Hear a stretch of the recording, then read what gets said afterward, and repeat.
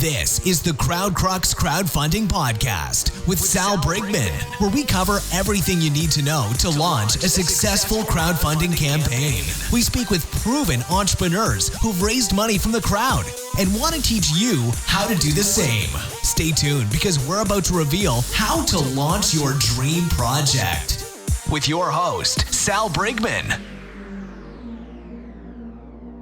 Before we get started with this podcast episode, I want to take a second to introduce you to my friends at Fulfillrite.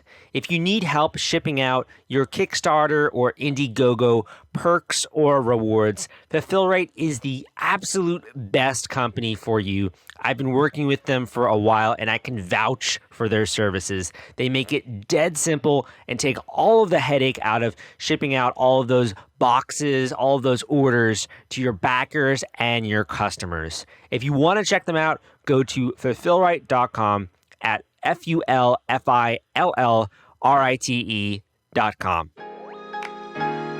What's up, Crowdfunding Nation? My name is Salvador Briggman. Welcome back to the Crowdfunding Demystified podcast. If it is your first time tuning in, my name is Sal. I live in Brooklyn, New York, near Kickstarter's headquarters, actually in Williamsburg, Brooklyn. And I'm a passionate mofo when it comes to crowdfunding. I basically got started in 2012, started with my blog, did the podcast in 2015. We've had more than 200 guests on this podcast, as well as doing a YouTube channel by the same name, more than 10,000 subscribers there. And the whole crux, if you will, the whole crux of my career is trying to break things into bite-sized educational nuggets, if you will. Like, I think there's so many complex things when it comes to a crowdfunding campaign. Like, you have to think about the marketing, you have to think about the product, you have to think about the fulfillment.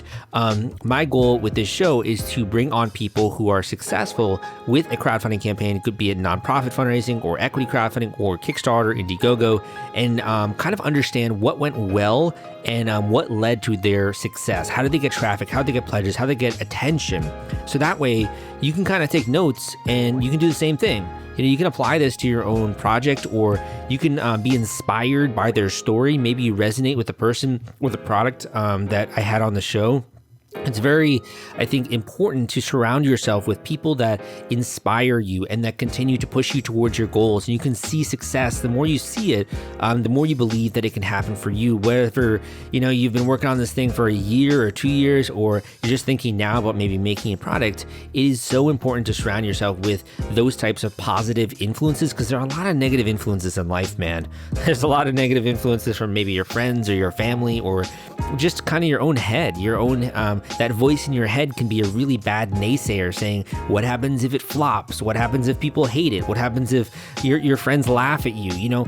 I think it's difficult to be an entrepreneur nowadays from the perspective of you have to get over so many hurdles and like fear. At the same time, it's the best time ever to be an entrepreneur, because there are platforms like Kickstarter and Indiegogo where you can raise a boatload of money and connect with potential customers and get so much traffic and traction.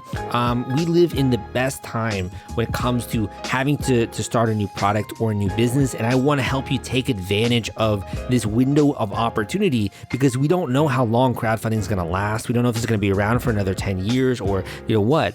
This is a window of opportunity, and it's important to level up your career and level up your business while this opportunity is still open.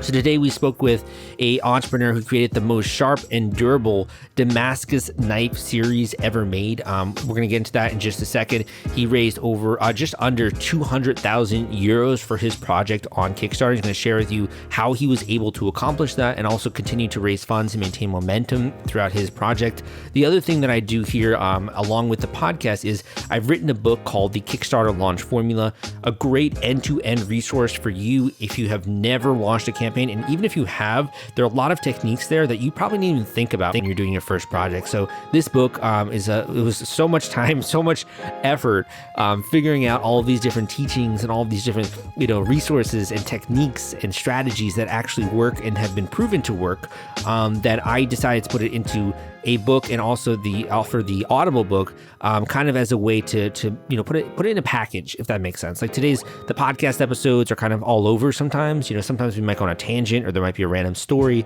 This book is a package deal where you're getting the step-by-step blueprint, if you will, to absolutely smash it when it comes to your Kickstarter campaign launch or on Indiegogo. So if that sounds interesting to you, you can go to crowdcrux.com/Kickstarter audio. That is crowdcrux.com/Kickstarter audio, crowdcrux.com/Kickstarter audio, one word.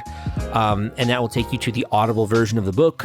If you're interested in joining my newsletter where I send out weekly crowdfunding tips, you can go to crowdcrux.com/subscribe, hop on my weekly newsletter. You can get some free education, from free advice and tips and new videos that I'm coming out with from YouTube, etc., and some announcements.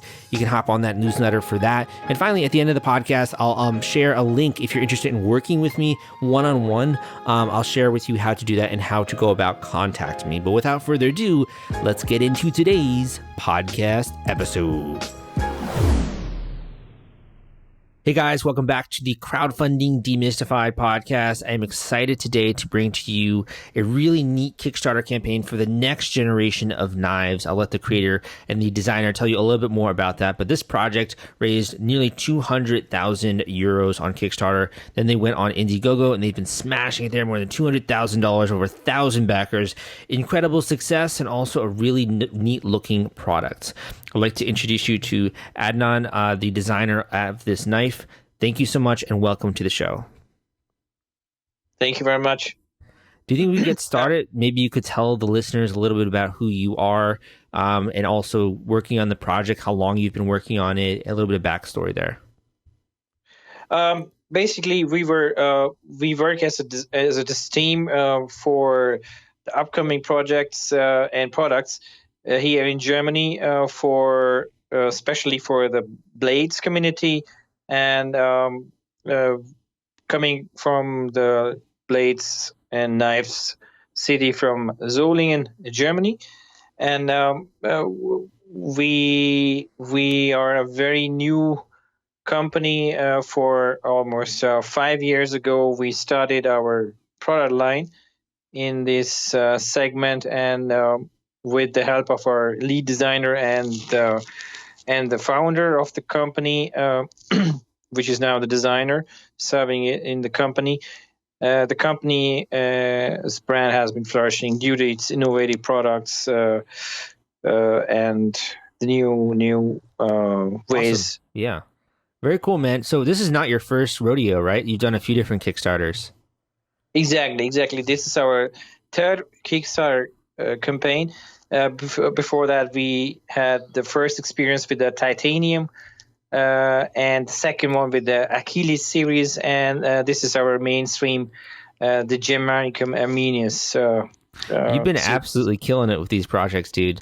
Like, I'm just looking at some of your campaigns. They really took off. Like, your first project really gained so much steam. Looks like you hit your goal within like the first 2 to 3 days, and just kind of went up from there. And it seems like you've really developed a community here on Kickstarter of people who love your knives and love your products. Yeah, that's we are really grateful to our backers and the supporters and the lovers all around the world, and we keep get inspired by the love and affinity they are looking for these particular niche, and we are doing every day the best to give the best. So that started from the first till now, and the upcoming projects, what we've got in the pipeline. What has been your role here with these projects and at the company? My role as a company is as CEO, and I am taking care of the company and bringing new innovations for the streamline and marketing and sourcing, and yes, of course, the product development. Now, there are so many different like knife products out there. You go to a store in America and you go to, just like Bed Bath & Beyond. There's so many different knife sets. You go anywhere, like there's tons of knives. What made you decide to be so bold and say, like, I'm going to create a knife that's better than anything else out there? Like, why is it you think there was a gap in the marketplace here? Yeah, well, basically the gap in the market is people, or I don't know, the other companies or the known companies, they have not been developing and the new products, and according to the ergonomics. If you basically see in the Sternsteiger products, we are putting a lot of more effort in the ergonomic of our body and the functionality with the cutting tool. So this is the main concept, and that when we put this together, and some the elements what inspire us and the team, we always get a best product which gets very good vibes out there. What is the reception like of crowdfunding in Germany? Like, I don't really know very much about how people view entrepreneurship there and starting a new business and crowdfunding. Is it really popular there, or are you kind of taking a risk going with Kickstarter? Telling fairly, people think that in the Europe and in Germany, basically they think that we are begging money for, I don't know. It's not popular at all. People really are backward in terms of crowdfunding, and think that it's totally different culture as compared to the United States or in Canada. The entrepreneurs are the ones which are doing stuff, and they are getting very much appreciation. In Germany and in the Europe side is very, very lag behind. It's very unfortunate, but this is the way. The whole culture of getting into a product and presenting it and getting into to the masses is very, very different than in the States. So what actually then made you get interested in it? Like if this is something that not a lot of people are doing, and almost there's like a stigma to it that like you're asking for money or something like that, which totally isn't true. How did you get into getting interested in crowdfunding and Kickstarter? As I've said before, the basic strength and the basic mainstream success of our newly brand, our company, is because we are getting into the new markets with the new waves, and that's how we got to know Indiegogo and Kickstarter, because we wanted to get out from the current phase to the more mainstream phase to be able to get our products and best vibes. And that's how we found out a platform or a mode which is very much getting popular everywhere. There's really that opportunity there, and also to reach like international backers and international covers. I think there's tons of opportunity there. One of the questions I had for you here was, if you've done a few different projects and you're now raising money in demand, what are one or two things you've learned throughout the course of launching these different projects about how to run a successful campaign? The main core thing I would love to say it, those people who are burning with the entrepreneurship or with their ideas to listen the stories and then come up with a great idea, is that do not give up. Keep burning up yourself with the idea and vibes what you have, and once you're in the Kickstarter or in the crowdfunding, do not get used up or straight up by the marketing companies, which are the big two or big three. Just do your way. It doesn't matter if you just get one or two or five backers. Don't go for the more. Don't get into this trap. Do your stuff, and then rest. Everything will get out. If your product, if your idea, if you're success oriented, it's gonna get out. And there are some good marketing companies as well. It's from Germany. I would just say that these work with those people who are really trying to help and get some help as well in return. But believe in the product, believe in the stuff, and just go ahead. Yeah, I mean, you can't market or build a brand out of a bad product. You got to have that first, like something that's quality, something that you're serious about, that you've invested in really with caretaking, solving a problem for people. I think you definitely have to have that first. This is the basic core.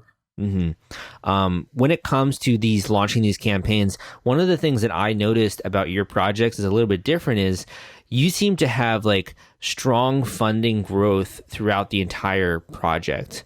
That's with each campaign, usually you might see like a spike in the beginning and the end. It seems like you're regularly kind of getting backers throughout the entire time. What is the cause of that? Like, how are you maintaining momentum with these campaigns? We've learned a lot through our earlier campaigns, and now we've learned this one thing that before the launch, there has to be a pre-launch campaign. So before launching the Germanicum Arminius, we were doing the marketing or the pre-launch campaign for our product almost 8 months ago. So there was a pre-launch page, there was a Twitter going on, there was a regular Facebook post. So we were creating pre-launch emails. So when the project get launched, we had almost 600 above 600 mailing lists from the backers. They were interested to know about the product. So you basically were doing the pre-launch in terms of social media, putting out some content, and then building up an email list using Facebook. Yes, we were doing it, and it turned out because before 24 hours, when we launched the project, so these all helped us to gain the momentum. And I guess what I think is the organic and generic traffic was a lot because people were interested in the product. They've seen what we were doing, and that's how the stuff became more available to the backers, to the supporters that are still now coming in or going to come up. So there was always the momentum we wanted to get, to the reviews of the YouTube, to this stuff. So we were updating everything in terms of newly stuff. So it was always during the campaign for our backers. Even now we are doing the same. So we were engaging with the backers and, try to get the backers not this attitude that, we want your money. No, we don't want the money, but we want to have this engagement that they have to know that, there's an activity going on. There is always something new happening. Yeah, I think just to add on to that, like, I think you have really great photos and really great images, and like you've invested a lot of time in showing the knife in many different environments, showing the work that went into creating this. You have a very great video, so you also really invested, I think, in the marketing there. Exactly, we've invested there as well for the photo shoots, for in order to get the product. That's I'm gonna say or tell to your audience that if you have a product and you want to get to the masses, you have to show each detail. Don't try to think in terms of a product that you are interested to see, at the first time. So try to put yourself in the shoe of the other person, how he's gonna or she's gonna see it. So that's how we were changing the roles. So that's the path of the success. And I'm sure the people who are there are some more projects which are raising lots of funding. I'm sure they are doing far more than these efforts what we are doing. So we are still learning. When it came to the amount of time that you're spending on these different activities, like reaching out to YouTubers, you said, building up social media, building up email lists, doing these different things, what do you think was the most effective at bringing pledges to your project? The most effective thing was the social media. Okay, and you think that's because people get warmed up to it, or why do you think that's so effective? I guess people were, it's engagement. So if people were more interested in a product, they were trying to, share to the other world. I don't know how many of our backers. The more the community got bigger, the more there were the shares. So I hope that we could have seen this, how many people were sharing our project to each other, but I'm damn sure that this was multiplying a lot. Yeah, definitely. I had to interrupt this podcast episode because I want to introduce you to my friends at The Gadget Flow. Their product discovery platform reaches 22 million people per month. They've helped more than 5,000 crowdfunding campaigns thus far, and they have a social media following of more than 700,000 followers. If you want to gain access to their marketplace and list your own product, you can go to thegadgetflow.com/submit and list your project today. One of the questions I also had with you was you go into the in-demand program after your most recent campaign. So for this most recent knife that you've produced, what are your thoughts on how Indiegogo compares to Kickstarter? Well, I wouldn't I wouldn't say this this into the web, and we are reading some stuff that which platform is the best one to go for it. I guess both have their own pros and contras. Kickstarter and the Indiegogo, they both have their own community.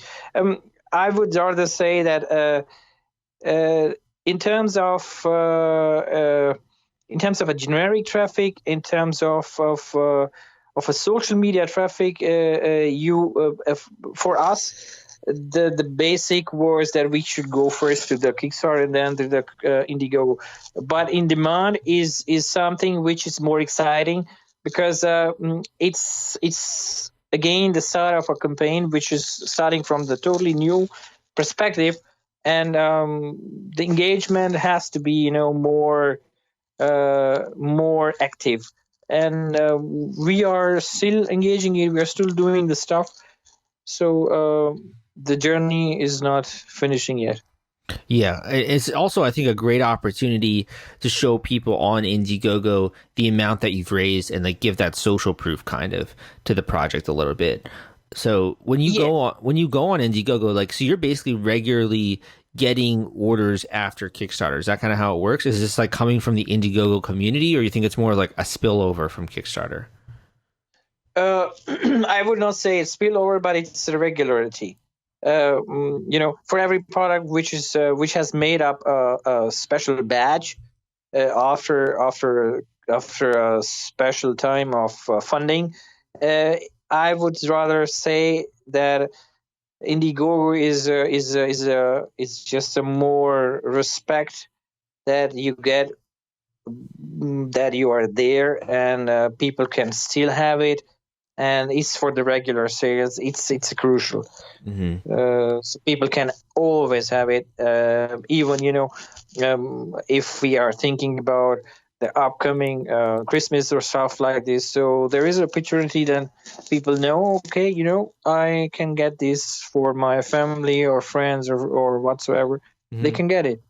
Awesome. And this is the way. Yeah.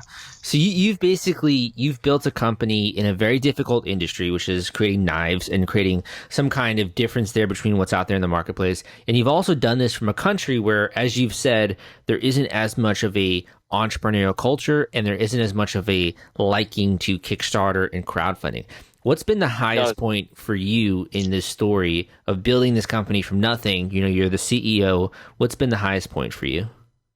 The highest point is I've let you know the truth about it. My brother, which is the founder and the lead designer now, he started the company while he was a student, product design student, and he used to work in the night shift in the hotels, and in the morning he used to go to the university, and after that he was taking care of the company or the brand, what is now big one. So this is the inspiration. We got it from the home, and then I joined it, and he's still working in the same pace, and he is the brain behind this company and the brand, which is now just going like hell. And the product designs and the design innovations, he's just fully concentrating into these, because even now I'm talking to you, he's working on 2 more products. So it's crazy. It's really crazy. And what we are doing as a company in terms of funding, in Germany, it's very difficult to get a hold in any kind of entrepreneurship. So it's a big advantage that the Kickstarter is there and Indiegogo is there, and if you know it and you can use it nicely, it can help anybody. It can create more jobs. It can create more vibes, and everybody gets more engaged in. So this is the way to get into more vibes. We had a very difficult times in terms of getting our products into the market and into the racks. We are still on the way, and hopefully in the coming years we are more available in the bigger malls and everywhere. So in this niche market. Yeah. Well, when it comes to that, like, just to give the listeners an idea, so your brother started this company working super hard, also out of university, I believe you said, working, nights and these different things. How big is the company now in terms of like the team members that you have working on these projects? We've got a team. The company started with an initial garage company with only $600 working capital. Wow. 6 years ago, and the company's official working capital is now 50,000 euros. And within 6 years, this is the official figure in terms of the working capital. And the company has now almost 10 workers, 2 designers, 1 lead designer himself, and then 3 more people who are in the social media and we're looking after the Kickstarter. So we are a team. We are a small team, a company with almost 13 people. That's incredible, man, though, that you can create that pretty much out of nothing. And you guys also as a team working together, creating out of a labor of love, a product that you think deserves to be existing in the marketplace. I think that's awesome. I think it's really inspirational too, as well. The fact that if you're willing to work hard and also put your work out there for people to see, that you can achieve success nowadays. And honestly, like, that's not even that long. And you've had these multiple projects. Yes, it's not even long. The first project was for us, as you can say, the Kickstarter. We didn't know. We had some bad experiences in terms of marketing traps companies, and but we kept ourselves going on with the new products, and the help and support from our backers all over the world just popped in, and it's still going on, and we are sure that the upcoming projects are going to be more exciting and more vibe creating in terms with our products and projects. And this is the only goal what we have, that we give out something which is totally different, very good and very high quality product. You mentioned a bit about those marketing agencies and people that you were working with. Do you have any thoughts on that? Like, I know you mentioned maybe trying to do it yourself. Do you have any websites we should steer clear of, or any thoughts on good services in the industry? Exactly. There is a company which we were working this time,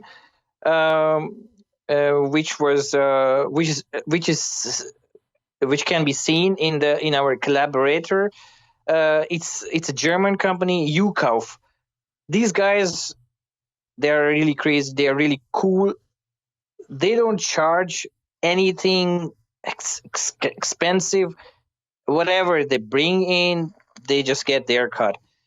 Talking about other 2 big ones, I would rather just say that do not get into the trap with these people, because these people are really, really using the creators, and you must not get engaged with these other bigger players. They are just out there just to grab everything out with their tricky contracts, with their tricky stuff. And there is a lot. If everybody Googles it, then they know it. There are horrible stories there, and just do not get into the trap. Yeah, obviously, if you don't want to, you don't have to mention the names. I was just kind of curious if you did, because a lot of the people that are coming now, they don't know what the major ones are, that are listening to the show. Yeah, though I would rather say if coming up to the names, I would just say that among the big, the best one is the Yukov Media. Mm-hmm. These are the guys which we were working, and they are the best ones. Simple and a big generation of marketing and funding to these guys. Coming up to the other big two names among the marketing companies. I won't mention the name again, but just they tend to be that they are bringing millions, but it's a bullshit. It's all trap. It's all marketing trap, and especially in their marketing. If you try to be engaged with these people, this is a special note to our creators who are going to listen to me. Do not get trapped with the growth. Don't do this. This is their trap for you. Mm-hmm. Okay. Very well said. You can. Yeah, any creator can engage any marketing company, and it's fair that they say, okay, whatever they are going to bring with their referral link, there can be a negotiated cut, but not on the gross, because if you do this, you get yourself totally broken. Okay, good word. That's a good word of warning, I think. Thank you for sharing that. Now, I just have one or two more questions for you here really quickly while we got you. The first question I have is, would you do anything differently with your campaigns? Now, that could be on the logistics side, that could be on fulfillment, shipping. Really, when it comes to the campaign, would you have done anything differently? Well, I would rather, what we have done it differently is that in order to get the goal in the shipping goal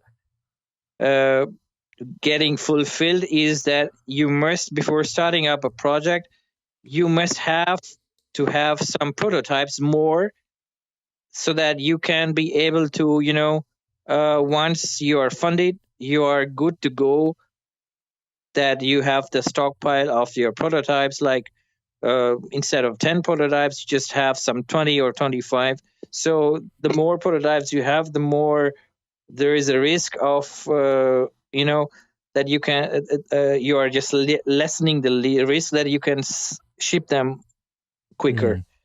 So if the backers are happy, they get the in-time shipping. Of course, everybody knowing the Kickstarter, anything can happen. There are some, but try to find out the ways to make your final product, what you're gonna pitch it to your community, that you just have almost 4 or 5 or 10 6% of stuff which is overseen ready. So in our projects, we are now to this level that almost 95% of everything is just ready, that we are just gonna take ahead, and then in August we're gonna ship it. Okay, well said. The last question I have for you here, when it comes to your entrepreneurial story, which I think is, incredible. You guys have been doing an awesome job.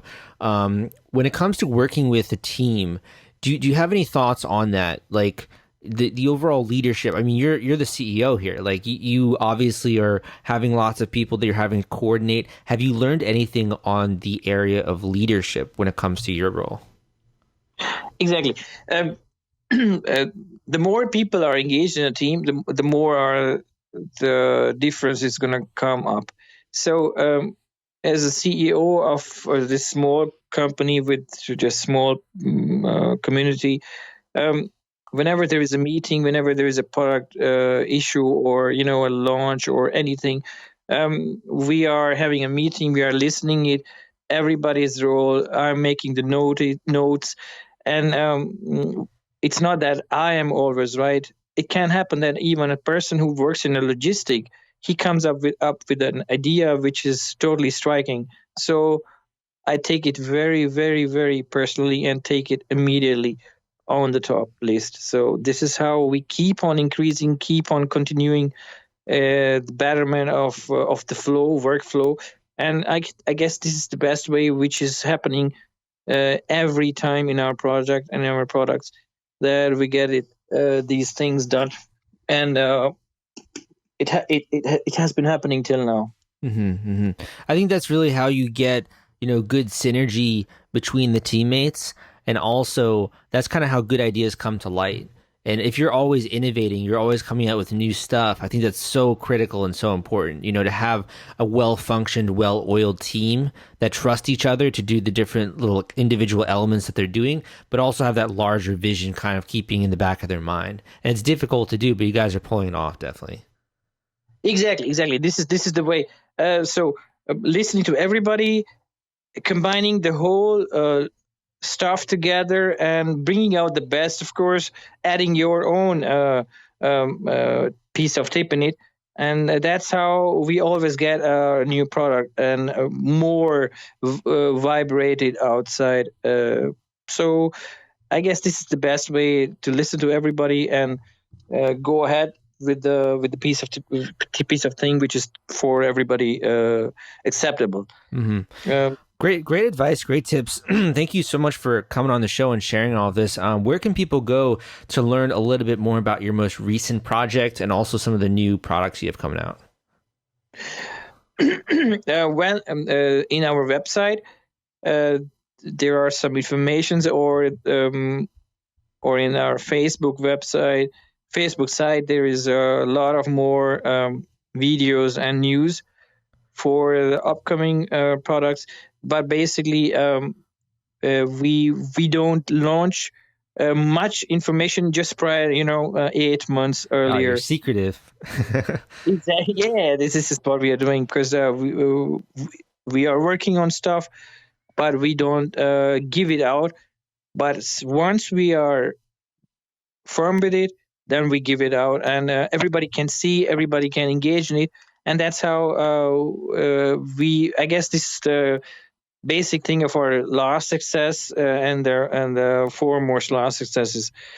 And we are getting better. So they can get all the information in the Facebook, social media, Twitter, of course, and in our website. Great. And for those that are listening, that is STERNSTEIGER.com. You can go there. You can learn more about their company. You can also check out their Facebook and also hopefully get some sneak peeks on what they have coming out. Thank you so much, dude, for coming on the show and sharing all of this great information. I appreciate you, and we'll have to have you back if you're coming out with a new product. Hit me up and we can do another follow-up interview on some of the elements that you've been learning thus far. Thank you very much. It has been a pleasure. Thank you very much. Let me tell you about our latest sponsor, SendPro Online by Pitney Bowes. Shipping can be complex. Things can get really confusing really fast. With SendPro Online, it's easy to save time and money no matter what you send, from letters and packages to overnights and flats. You can easily compare USPS, UPS, and FedEx in an all-in-one online tool. You can print shipping labels and stamps directly from your printer. You can even track all of your shipments and get email notifications when they've arrived. SendPro Online is only $14.99 a month, and listeners can get a free 30-day trial when you visit pb.com/crowdcrux. That's pb.com/crowdcrux. Experience the convenience of SendPro Online for yourself when you sign up for a free 30-day trial. Thank you for listening to this episode of the Crowdfunding Demystified podcast. My name is Sal, or Salvador Briggman. I live in Brooklyn, New York. I'm passionate about things like crowdfunding, reading, biking, going in and running outside when it's a nice weather. But one of the things that I think that is most rewarding to me about my life is that through individuals like you, through entrepreneurs and creative types, I'm actually able to make an impact on the world. I never saw myself as like the super diehard engineer who is really great at design and like goes into a cave and like comes up with the next greatest product or something like that. I really am not that guy. What I love to do is I love marketing. I love sales. I love getting attention to things that I think deserve attention.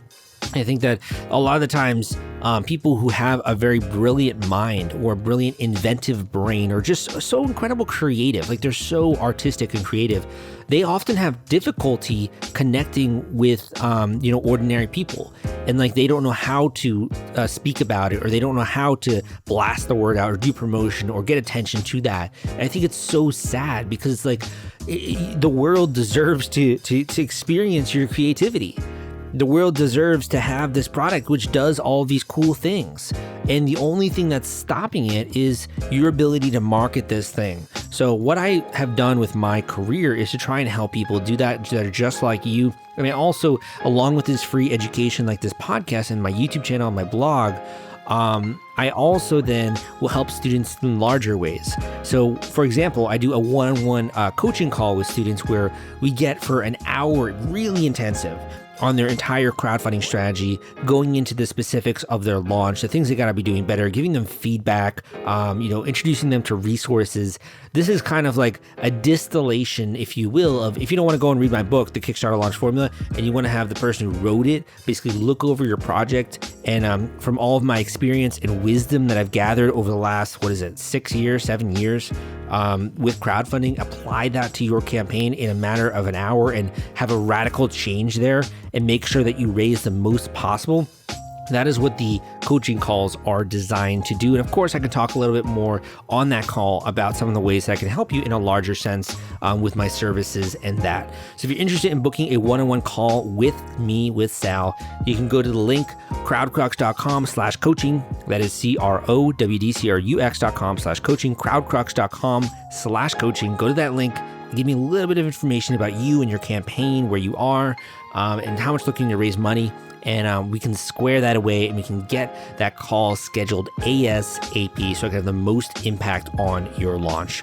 Thank you so much for listening to this podcast. Again, that link is crowdcrux.com/coaching. Hope you enjoyed today's episode, and I will see you next time.